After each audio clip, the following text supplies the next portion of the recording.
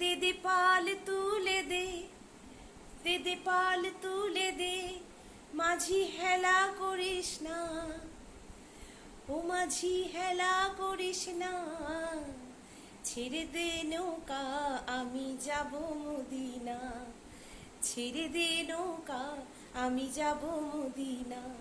দে দে পাল তুলে দে, দে দে পাল তুলে দে, মাঝি হেলা করিস না, ছেড়ে দে নৌকা আমি যাব মদিনা, ছেড়ে দে নৌকা আমি যাব মদিনা।